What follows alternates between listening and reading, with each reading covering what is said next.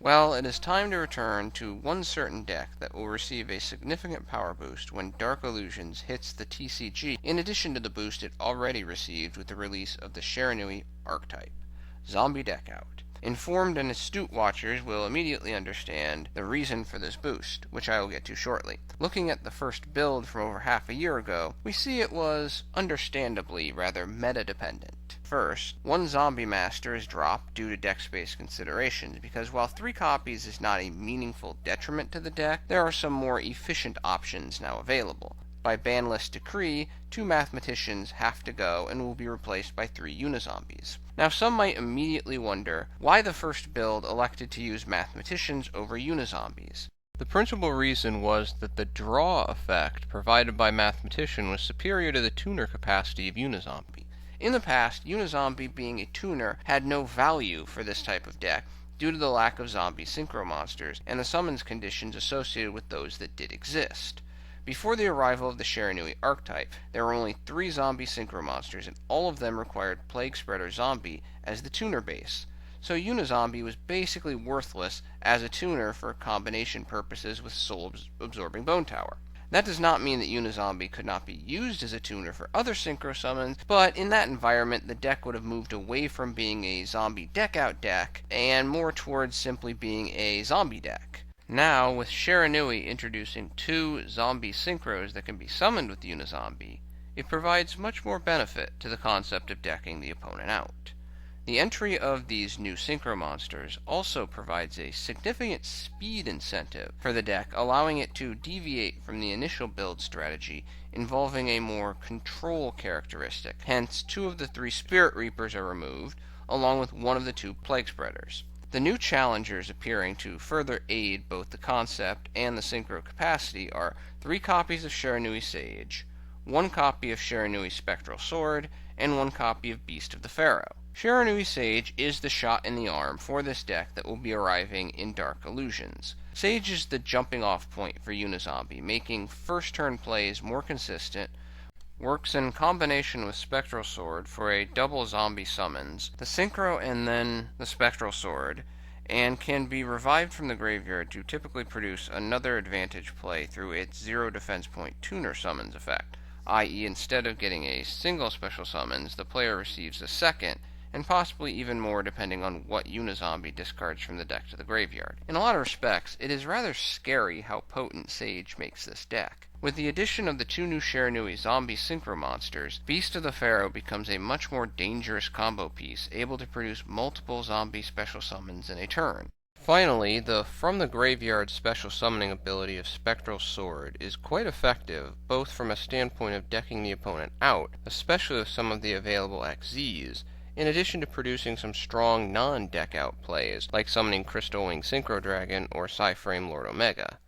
2 monster notes.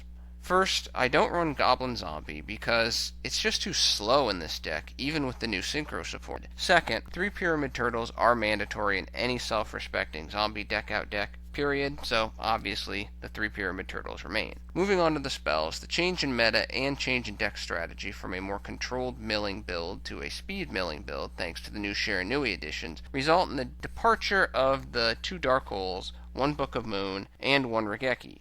The 3 Call of the Haunteds have lost some level of efficiency because of the speed and consistency boost provided by Sage and the new Synchro focus, in addition to the need for deck space. The better consistency through more effective choices and a little less filler also takes some of the pressure off Inferno Reckless Summon. Thus, 1 of the 3 copies are dropped to reduce the inherent inefficiency of running 3. In the past, you needed to get Inferno Reckless Summons into your hand as fast as possible and as consistently as possible, but you also had that inefficiency of drawing multiple copies. Now, though, because of all the additional means of special summoning thanks to the new Shiranui, it's just a very nice boost card. Also, with better choices and fewer outside of the combo dead draws, draw power has a little more use in this deck. So 1 copy of Upstart Goblin, 1 copy of One Day of Peace, and 3 copies of Dark World Dealings are added. Running Dark World Dealings may seem like a gamble. In a sense it is.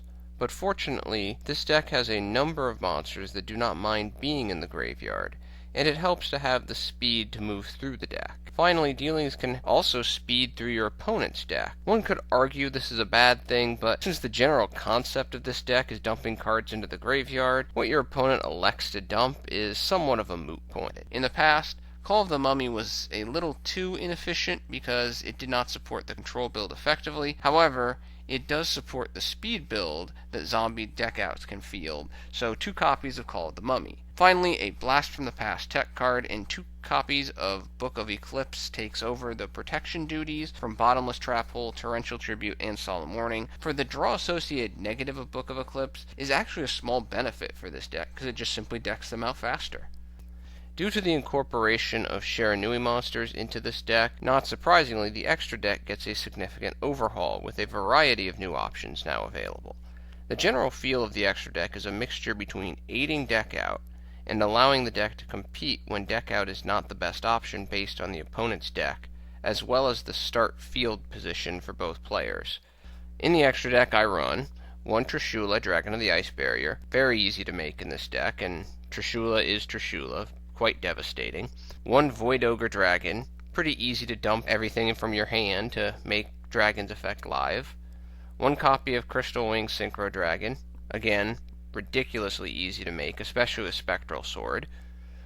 1 Hot Red Dragon Archfiend. In my opinion, there's too much special summoning in this deck to run Scarlight. There's too much collateral damage in using Scarlight's effect for your own field, so Hot Red is the next best option if you want field clearance. Remember though, you can only activate it during main phase 1. 2 copies of Shiranui Shogunsaga. For while only 1 can be summoned per turn, there will be numerous games where having that second copy is very important, both for deck out and for just getting over monsters you want to get rid of. It can actually do meaningful damage, allowing this deck to get over almost anything that can be destroyed as a result of battle when using this guy properly. 1 copy of PSY-Framelord Omega, standard choice for a zombie deck due to its ability to return a banished Mezuki to the graveyard, and for this deck it can also return a banished Spectral Sword that doesn't have the luxury of getting resummoned via a Sage. 1 Black Rose Dragon, very easy to summon, field clearance for when you're up against it.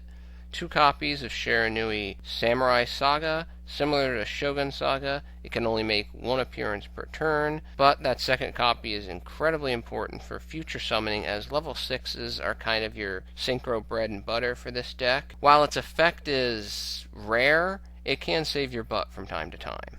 1 Archfiend Zombie-Skull. This card is only special summoned via Spectral Sword's graveyard effect, but it can definitely be a nice card to get on the field when you need an extra turn to finish the opponent's deck, or just as a bridge for more discarding. 1 copy of Revived King Hades, standard level 6 zombie that can be made by either Spectral Sword's graveyard effect or Plaguespreader. 1 Pilgrim Reaper. This is a very nasty card for this deck that was not available in the first build due to the lack of level 6 monsters. Now with the new Synchro tricks for this deck, summoning Reaper is much more probable. Summoning it will result in at least 5 cards sent from both decks to the graveyard, plus an additional 2 times the number of Bone Towers on the field for its summons for your opponent. The self-send for your deck is also beneficial because there exists the possibility of getting even more special summons and more mills from the opponent's deck via sent Mezukis or even the Plaguespreader. 1 Abyss Dweller. Finally, 1 Ghost Trick Alucard, standard rank 3 zombie for this deck. Overall, the arrival of the Shiranui archetype has provided a significant boost for this deck, both in the main deck and the extra deck, allowing it to change from a deck out kind of control build to a deck out speed build. The nice thing about this deck is that it is not locked into the deck the opponent out strategy. If the door is shut on that strategy, either by a bad draw or an opponent's counter strategy, this deck can win as a standard zombie deck as well. Also, with the additional speed of most of the decks in the competitive environment, those decks actually help dig their own proverbial grave by hastening their own deck out. Of course, it must be said that this deck's biggest enemy in the future will probably be ABC Dragon due to their graveyard fusion summoning antics and banishing, but don't think this deck can't make ABC duelists cry. Well, that's my updated zombie deck out deck. Thank you for your attention and your time. I'm out.